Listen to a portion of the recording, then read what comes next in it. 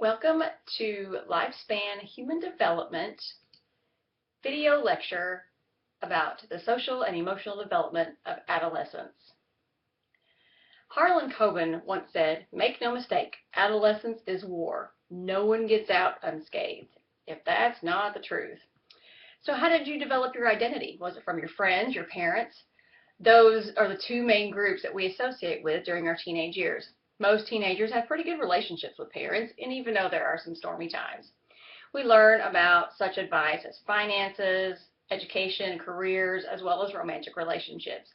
We may not always listen to our parents because it is obvious they have no idea what they're talking about. They've never been there.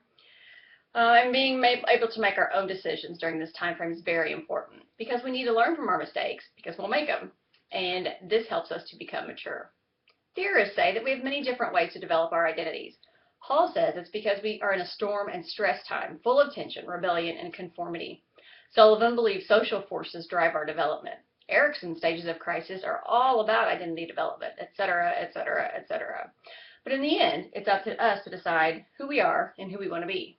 One of the most difficult times during our lives in this age is love, or what we consider to be love. We're trying to become adults, but we aren't really sure of all the problems that go with it. We are adjusting to this crazy little thing called love, but there's so much baggage attached, like sexual pressure, sexual orientation, sexual attraction, sex education, safe sex, abstinence.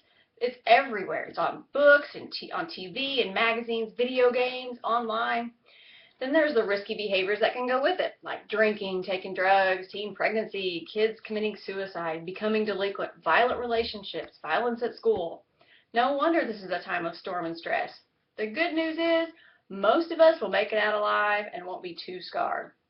We'll look back on this time as either the best time of our lives or the worst time of our lives. We will be amazed at all the career choices that we had in mind before we picked the one that we thought we could live with. And we'll look back at our high school yearbooks and just laugh. It may take 20 years, but it's very well worth the wait.